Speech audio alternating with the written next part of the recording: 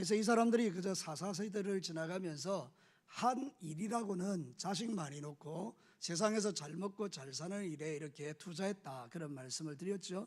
그랬는데 여러분, 그 결과가 어떻게 됐습니까? 자식들에게 신앙을 잘 전수하지 못해서 결국 25년의 세월이 지난 다음에 오늘 이 성경 본문처럼 블레셋에 의해서 압제를 당하는 그런 모습으로 나타나게 되죠. 그래서 블레셋에게 40년 동안 고통을 받게 되는데, 25년의 짧은 평화가 끝나고 40년 동안 고통을 받는 것은 우리의 다음 세대에게 믿음으로 잘 이렇게 양육하지 못하고 믿음을 전수하지 못한 것에 대한 대가가 거기에 있는 것입니다. 그런데 여러분, 가만히 생각해 보십시오. 제가 사사시대에 대한 이야기를 계속 하나님의 말씀을 전가하면서 여러분의 머릿속에 들어오는 한 가지 생각이 있을 텐데, 사사시대는 이 구조가 거의 비슷하단 말이죠. 이들이 범죄하고 하나님께 고통받고 그 다음에 하나님께 회개하고 기도하면 하나님이 사사를 일으켜서 도와주시는 이런 구조로 되어 있잖아요, 그죠? 근데 놀랍게도 삼손 사사가 일어날 때는 그런 구조가 아닙니다. 전혀 다릅니다. 이스라엘 백성들이 하나님께 기도하고 간구했다는 이야기가 안 나오는데, 하나님께서 이스라엘 백성들을 긍휼히 여기시고 그들에게 은혜를 베푸셔서 삼손을 보내줄 준비를 하고 있는 것입니다. 이게 왜 이런 이야기를 하고 있는가 하면 다른 게 아니고 하나님의 은혜를 말하기 위함입니다. 사랑하는 성도 여러분, 삼손은 가만히 생각해 보면 정말 이 사사라고 보기에도 좀 부끄러울 정도로 이 미약한 사람입니다. 힘만 셌지 하나님을 위해서 아무것도 하지 않고 여러 모양으로 말썽만 일으키고 문제만 일으키고 나중에는 결국 블레셋에서 눈이 뽑히는 비참한 지경에 이르기까지 술 취하고 방탕하고 여자 좋아하는 사사가 바로 삼손이 아닙니까? 그러면 여러분이 이 삼손 사사를 통해서 우리에게 들려주는 메시지가 뭐겠습니까? 다른 게 아닙니다. 우리가 정말 연약하고 부족하고 우리가 형편없는 인간이라 할지라도 하나님께서 우리의 죄인 되었을 때 우리를 사랑하시는 그 하나님의 사랑과 은혜를 우리에게 말씀하기 위함입니다. 사랑하는 성도 여러분, 하나님이 우리를 사랑하시는 것은 우리가 어느 정도 하나님께 헌신도 하고 충성도 하기 때문에 우리를 사랑하기도 하지만, 그러나 본질적인 하나님의 사랑은 그런 데 있지 아니하고 우리가 정말 형편없고 연약한 인생이라 할지라도 하나님께서 우리를 사랑하시는 줄로 믿습니다. 로마서 5장 8절에 보면 그렇게 선명하게 말하고 있습니다. 우리가 아직 죄인 되었을 때 하나님께서 우리를 사랑하시고 자기 아들을 십자가에 죽이심으로 우리에 대한 자기의 사랑을 확정해 주셨다라고 말하는 거죠. 그러니까 여러분, 이 사사시대에 있어서 삼손의 시대가 우리에게 들려주는 선명한 메시지는 하나님의 은혜입니다. 우리는 어릴 때 이런 이야기를 많이 들었습니다. 삼손은 대단히 힘이 세고 능력이 있고 그래서 대단히 어떤 면에서 보면 위대한 사사인 것처럼 표현하지만 절대 그렇지 않습니다. 삼손 사사를 통해서 우리에게 들려주는 메시지는 한 가지입니다. 하나님의 은혜입니다.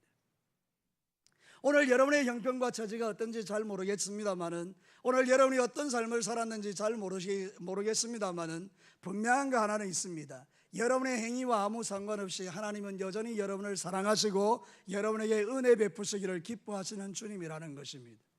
그것이 우리에게 던져주는 메시지는 용기입니다. 우리가 세상을 살다가 넘어지고 자빠질 때 일어설 수 있는 용기가 하나님의 은혜에 있음을 믿으시기를 바랍니다. 내가 하나님의 은혜에 대한 확신만 있다면 여러분은 세상을 살면서 수없이 넘어지고 자빠져도 일어나서 하나님의 영광을 위하여 달려가는 하나님의 사람이 될 수 있음을 이 삼손 사사를 통해서 우리에게 보여주는 것입니다. 그들은 기도하지도 않았습니다. 그들은 블레셋의 압제에 이렇게 있으면서도 그들이 하나님께 기도할 생각을 하지 않았습니다. 그런데도 하나님은 그들을 위하여 삼손이라는 사사를 그들에게 보내줄 준비를 하고 있는 게 오늘 이 성경 본문의 구조인 것입니다. 자, 오늘 이 성경 본문을 통해서 하나님이 저와 여러분에게 들려주는 몇 가지 메시지에 주목해 봅시다. 첫 번째는 이것입니다. 예수님은 모든 묶임을 푸시는 구원자라는 것입니다. 저를 따라서 합시다. 예수님은 모든 묶임을 푸시는 구세주이시다.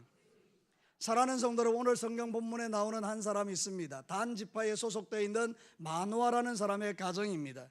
오늘 읽은 그대로 이 마노아에게는 자식이 없었습니다. 여러분, 몇 년간 자식이 없었는지는 정확히 알 수는 없지만 대단히 오랜 세월 자식이 없는 가운데 지냈던 것 같습니다. 그런데 여러분, 유대 사회에서 여러분이 상식적으로 아는 것처럼 자식이 없는 것은 수치이고 더 나아가 하나님의 진노와 저주를 받은 사람이라고 취급될 만큼 대단히 부끄러운 일이었던 것은 분명합니다. 얼마나 고통스럽고 힘들었겠습니까? 남편인 마누아를 제쳐놓고서라도 그 부인은 정말로 가슴 아픈 사연을 안고 살아가는 사람입니다. 그런데 오늘 거기에 여호와의 사자가 온 것입니다. 여러분, 보통 여호와의 사자들은 천사들을 의미합니다. 그런데 오늘 성경 본문에 마노아와 주고받는 이야기 속에서 마노아가 당신의 이름이 무엇입니까로 물을 때에 이 여호와의 사자가 이렇게 말합니다. 나는 기묘자라. 여러분, 이사야 9장 6절에 보면 한 아기가 우리에게 태어났는데 그 아기의 이름이 기묘자입니다. 그 아기는 예수 그리스도를 말합니다. 그러므로 우리는 이 말씀이 정확하게 예수님이 여호와의 사자의 모습으로 그 집에 방문하셨음을 우리에게 보여주고 있는 것입니다. 예수님이 오시면서 어떤 일이 일어났나요? 이 가정에 묶여있는 수치가 풀어지기 시작합니다. 너희들에게 아들이 있게 될 것이다.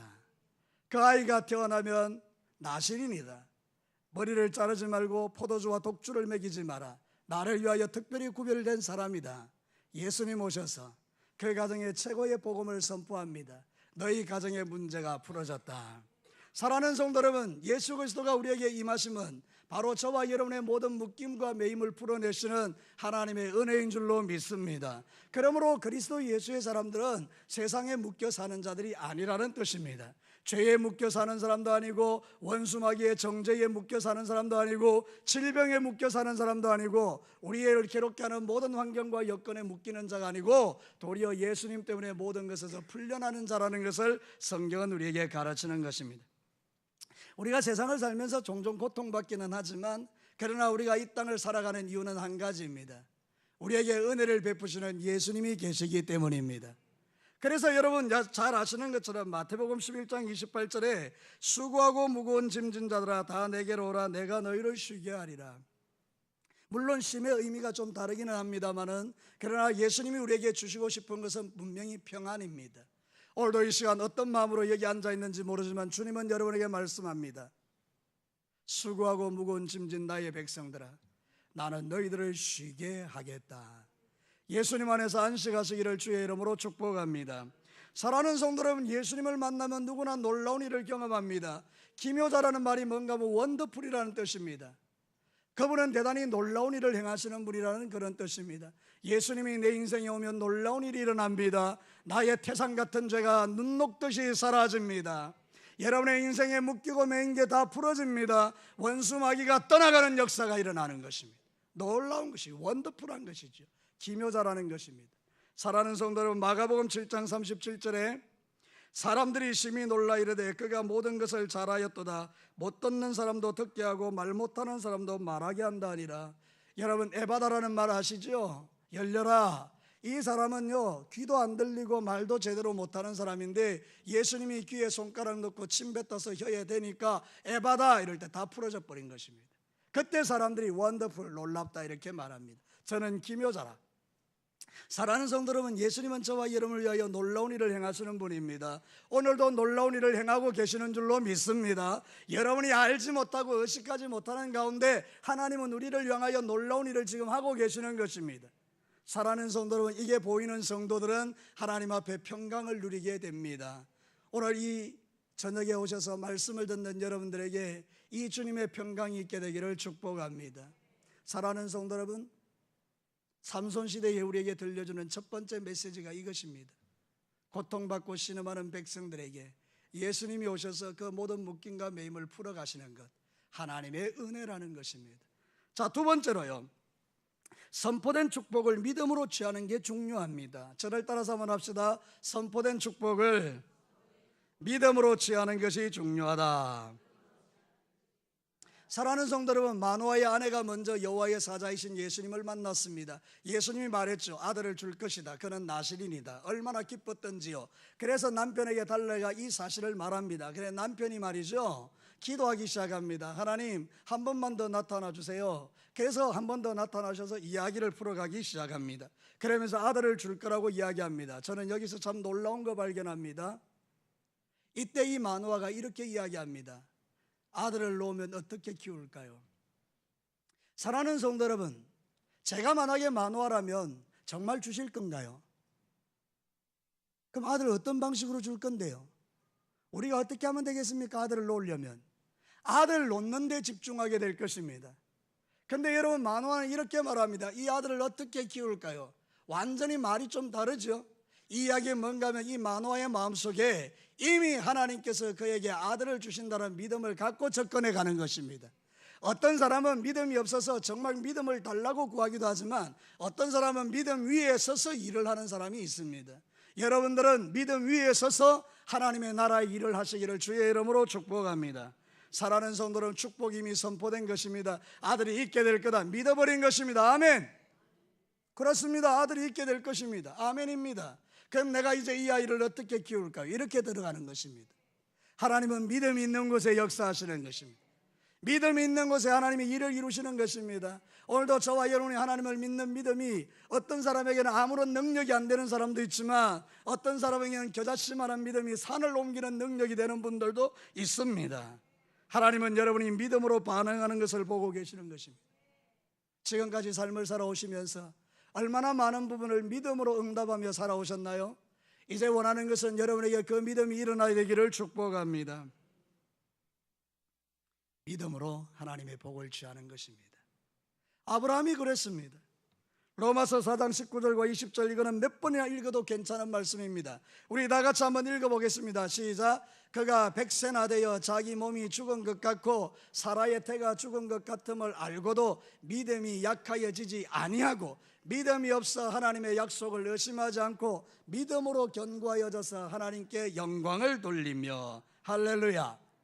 자기의 몸이 죽은 걸 알았지만 믿음이 약화되지 않는 것, 이게 바로 하나님이 기뻐하는 믿음의 소유자라는 것을 우리에게 가르치는 것입니다.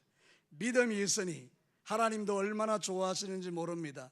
여러분, 오늘 성경 본문에 보면 아주 재미있습니다. 이렇게 돌아갑니다. 마노아가 다시 한번 나타나 달라 그러니까요, 주님이 나타나 주십니다. 그리고 또 가르쳐 달라 그러니까 가르쳐 줍니다. 그리고 그 이름을 알려달라 그러니까 이름을 알려주십니다. 그리고 번제를 다 받아주십니다. 그리고 불꽃 가운데 올라가면서 당신이 하나님이신 것을 보여줍니다. 그리고 하나님을 본 사람은 죽게 되는데 죽지 않도록 살려주십니다. 여러분, 제가 이 말씀을 준비하면서 이 구조를 보니까요, 주님이 되게 기뻐하시는 것 같아요. 그가 원하는 대로 들어주고 있는 것입니다. 마노아가 해달라는 대로 해주고 있는 모습을 보게 됩니다. 여러분, 우리가 믿음을 가지고 주님 앞에 접근해 들어가면 하나님은 믿음의 사람들에게 그렇게 역사하시는 거예요. 뭐 해줄까? 뭐 원하냐?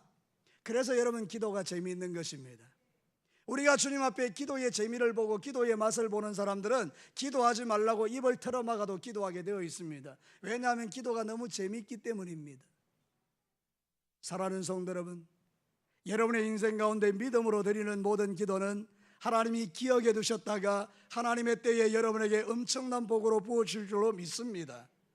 선포된 그런 축복을 믿음으로 받아들이고 그 믿음의 행동을 하고 있는 이 마노아의 모습 속에서, 물론 약간 부족함은 있기는 하지만 그래도 하나님은 그 믿음 없는 시대에 그 사람들을 기뻐하는 거예요. 여러분, 사사시대 때는요, 자식을 놓지 못하면요, 두 번째 부인 다 걷습니다. 두 번째 부인 아니라 세 번째, 네 번째 부인도 없습니다. 근데 여러분, 이 마노아라는 사람이 자식이 없음에도 불구하고 하나님의 말씀을 따라 여러분 다 그 아내를 사랑하는 마음으로 기다릴 때 하나님이 그 가정에 기름을 부으시는 거예요. 기도할 수 없는 시대, 죄를 짓고 블레셋의 억압 아래에서 죽어가고 그런 시대에도 기도하는 사람이 없는데 마노아는 하나님께 기도합니다. 한 번만 더 나에게 나타나 주십시오. 사랑하는 성도님, 좀 색깔이 다르죠? 오늘 이 땅에 수많은 사람이 살고 있어도 하나님이 찾으시는 믿음의 사람이 있다면 그게 바로 저와 여러분과 저가 되기를 축복합니다. 선포된 축복에 대하여 믿음으로 반응하는 세대가 하나님이 기뻐하는 세대인데, 과연 이 시대에 하나님이 그런 사람을 찾을 수 있을까요? 우리가 잘 아는 것처럼 예수님이 단식했던 내용 중에도 하나인 거예요. 그거예요. 말세에 이런 믿음을 가진 자를 볼 수 있겠느냐. 끈질기게 주님 앞에 매어달려 기도하며 하나님을 찾고 구하고 하나님이 주시는 은혜를 누리고 성령을 구하며 하나님을 사모하는 자들을 마지막 때에 찾을 수 있겠느냐? 여러분, 우리가 10년 전, 20년 전과 지금을 비교해보면 가장 큰 차이가 어디 있는가 하면 기도입니다. 예전에는 조금만 힘들어도 그냥 교회 앞에 와서 믿음으로 기도하고 구하고, 우리 권사님들 그냥 교회 와서 주무시며 기도하기도 하시고요, 우리의 삶 가운데 그런 기도가 우리의 마땅한 건 줄 알고, 당연히 하는 줄 알고 그렇게 삶을 살아왔습니다. 오늘 이 땅에 가장 무시받고 있는 게 어떤 면에서 보면 기도일 수 있겠는데, 기도가 무시받는다는 것은 응답하시는 하나님이 멸시받는 것과 똑같은 것입니다. 사사시대가 악한 시대인 것이 무엇 때문입니까? 하나님이 멸시받기 때문에 악한 시대인 것입니다. 전능하신 하나님, 그들을 구원해내신 하나님이 계심에도 불구하고 그 가나안 땅에 시시한 육신을 즐겁게 하는 그런 어떤 신들을 쫓아 살아가는 이스라엘 백성들, 그들의 어리석음을 사사시대는 우리에게 보여주는 것입니다. 사랑하는 성도 여러분, 성경은 우리에게 이렇게 말합니다. 요한복음 11장 40절에 예수께서 이르시되 내 말이 네가 믿으면 하나님의 영광을 보리라 하지 아니하였느냐. 믿으면 하나님의 영광을 보는 것입니다. 저를 따라서 합시다. 믿으면 하나님의 영광을 본다. 사랑하는 성도 여러분, 믿음이 없으면 아무것도 이룰 게 없지만 믿는 자는 구원을 받고, 믿는 자는 하나님의 영광을 보고, 믿는 자는 기도의 응답을 받습니다. 믿는 자는 하나님의 살아계심을 체험하게 됩니다. 믿는 자는 하나님을 만나게 됩니다. 믿는 자는 영원한 천국에 들어가게 됩니다. 믿는 자는 죄사함을 받게 됩니다. 믿는 자는 모든 질병에서 노임을 얻게 됩니다. 믿는 자는 여러분을 묶고 있는 모든 것에서 자유하게 됩니다. 사랑하는 성도 여러분, 이들이 아이가 태어났습니다. 그 이름을 삼손이라고 이름 짓습니다. 삼손이라는 뜻은 작은 태양이라는 뜻입니다. 그 어둠의 시대, 영적으로 깜깜한 시대에 작은 태양 하나 떠올라서 그들에게 빛을 비추기를 원하는 아버지의 마음으로 그 이름을 지은 것입니다. 사랑하는 성도 여러분, 오늘도 저와 여러분은 작은 태양이 아니라 영원한 태양이신 하나님을 여러분의 마음에 품고 살아가는 위대한 하나님의 자녀인 줄로 믿습니다. 그러므로 믿음을 붙드시기를 축복합니다. 하나님이 여러분에게 비춰주는 그 빛, 생명의 빛, 구원의 빛을 붙들고 여러분 안에 있는 모든 어둠이 물러갔음을 여러분 믿음으로 선포하시고, 여러분의 마음이 낙심될 때마다 주 예수 그리스도의 그분의 이름을 부르며 승리하시기를 주의 이름으로 축복합니다. 마지막 세 번째입니다. 하나님이 주시는 복은 성령의 기름 부으심입니다. 하나님이 주시는 최고의 복은 성령 기름 부으심입니다. 저를 따라서 마지막으로 합시다. 최고의 복은 성령 충만이다. 여러분, 오늘 이제 본문으로 다 읽었지만 한 번 더 마지막으로 한번 보겠습니다. 24절부터 25절까지 여러분 한 목소리로 한번 합독합시다. 어쩌면 오늘 본문에서 가장 중요한 내용이기도 합니다. 같이 읽겠습니다. 시작. 그 여인이 아들을 낳으며 그의 이름을 삼손이라 하니라. 그 아이가 자라매 여호와께서 그에게 복을 주시더니 소라와 에스다올 사이 마하네단에서 여호와의 영이 그를 움직이기 시작합니다. 할렐루야. 삼손이 자랐습니다. 하나님이 그에게 복을 주셨습니다. 근데 그 복 중에 가장 귀한 복이 여호와의 영이 그를 움직이는 것입니다. 여호와의 영이 뭐죠? 성령님이신 것입니다. 사랑하는 성도 여러분, 그가 어린 날에는 아마 잘 자랐던 것 같습니다. 제가 보건대 적어도 이 나실인으로서 자라나는 가운데 머리카락을 잘랐다는 이야기가 없는 걸 보아 여러분, 그 어머니가 그 나이 자랄 때까지는 어쨌든지 나실인으로 잘 양육한 것 같습니다. 중간에 이제 어긋났는지는 몰라도, 근데 여러분, 이 사람이 이제 하나님의 성령에 의해서 움직이기 시작하는 사람이 된 것입니다. 저와 여러분의 믿음의 삶에 우리를 움직이는 힘이 무엇입니까? 오늘 이 시대에 우리를 움직이는 힘의 거의 대부분은 돈입니다. 돈이 있으면 되고 돈이 없으면 안 됩니다. 그래서 사람들의 마음의 중심의 주인이 돈이 되었습니다. 안타깝게도 교회의 주인도 돈입니다. 돈이 있으면 일하고 돈이 없으면 일을 안 합니다. 돈이 어떠면 전부 다 하나님의 자리를 차지하고 있는 것입니다. 그러면서 우리는 하나님을 하나님이라고 이렇게 고백할 때가 많은 것입니다. 어떤 면에서 한 번씩 생각해 보면 나도 그렇고 여러분도 그렇고 우리 교회도 그렇고 이 땅의 교회도 그렇고 하나님이 보시기에 가관일 수 있겠습니다. 왜냐하면 하나님보다 돈을 더 높이는 사람이 너무 많기 때문입니다. 사랑하는 성도, 언제부터 여러분의 주인이 돈이 되었습니까? 언제부터 여러분의 하나님이 돈이 되었습니까? 물론 아닌 사람도 많겠죠. 여러분, 그러나 돈 때문에 믿음을 포기하는 사람이 한둘이 아닙니다. 우리는요, 돈으로 사는 인생이 아니고 성령으로 사는 인생입니다. 내 안에 성령으로 충만하면 우리는 그 성령의 이끄심 속에서 아무리 힘들고 어려워도 믿음으로 이겨내고 승리하며 하나님이 주시는 놀라운 은혜를 힘입어 살 수 있게 됩니다. 그러므로 사랑하는 성도 여러분, 여러분 안에 주의 영인 성령이 충만하여 여러분의 삶을 성령님이 끌고 가게 하십시오. 로마서 15장 19절에 사도 바울이 이런 고백을 합니다. 표적과 기사와 능력으로, 성령의 능력으로 이루어졌으며 그리하여 내가 예루살렘으로부터 두루 행하여 일루리곤까지 그리스도의 복음을 편만하게 전하였다. 사도 바울이 복음을 담대하게 전할 수 있었던 유일한 이유가 뭔가 하면 성령의 능력이 그와 함께 했기 때문이라는 것입니다. 사실 생각해 보면 그렇습니다. 성령의 능력이 아니면 어떻게 그 많은 교회를 개척하고 그런 엄청난 일을 사도 바울이 할 수 있었겠습니까? 오직 성령이 그에게 임해서 그를 끌고 다님으로 성령의 인도하심에 순종한 그에게 능력이 나타났다라고 지금 성경이 증거하고 있는 것 아닙니까? 오늘도 사랑하는 성도 여러분, 물론 우리가 사는 세상에 돈이 필요합니다. 돈을 부정하는 것은 아닙니다. 그런데 여러분, 적어도 여러분의 마음속에 돈 때문에 하나님을 버리고 있다고 생각되면 그거는 잘못된 것이라, 돈 때문에 우리가 일을 못한다라고 말하면 그것은 잘못된 것이다. 돈이 있어야 뭔가를 하겠다라고 말하는 그거는 잘못된 것이다. 왜냐하면 그러면 하나님이 아무것도 아닌 것이 되니까요. 사랑하는 성도 여러분, 하나님은 돈보다 크십니다. 하나님은 물질보다 위대하십니다. 하나님은 여러분의 모든 형편과 처지를 알고 계십니다. 그러므로 사랑하는 성도 여러분, 하나님을 존중히 여기시기를 주의 이름으로 축복합니다. 돈이 없거든 기도하십시오. 기관에서 돈이 없거든 기도하십시오. 교회에 돈이 없거든 기도하십시오. 여러분의 삶에 돈이 없거든 기도하십시오. 하나님께서 여러분에게 물질의 공급자가 되시도록, 그래서 그것을 체험하고 그 기적을 맛보는 사람들은 절대로 하나님보다 돈을 높이지 않습니다. 우리에게 필요한 것은 성령의 기름 부으심입니다. 지금은 성령이 필요합니다. 성령의 충만함이 필요합니다. 성령님이 나를 움직여야 합니다. 그래야 우리가 죄를 이기고, 그래야 우리가 어려운 세대를 이겨내고, 그래야 우리의 다음 세대들이 믿음으로 살고, 그래야 우리가 이 아이들에게 다음 세대를 멋지게 물려줄 수 있기 때문에 그렇습니다. 이 나라 대한민국이 위기 가운데 있습니다. 저는 정확하게 잘 모르겠습니다. 세상 정세가 어떻게 돌아가는지. 트럼프라는 대통령의 입에서 전쟁에 대한 이야기가 나왔다라고 말하거든요. 전쟁이라면 그 전쟁은 우리나라에서 일어나는 전쟁이 아니고 저 땅 대한민국에서 일어나는 전쟁이 될 것이다. 죽어도 그 땅의 백성들이 죽게 될 것이다. 이렇게 말했다는 것입니다. 사랑하는 성도 여러분, 무엇을 의미하는가 하면요, 그 사람의 말이 중요한 것이 아니라 하나님께서 이 민족을 어떻게 보고 계시느냐가 중요하다, 그 말입니다.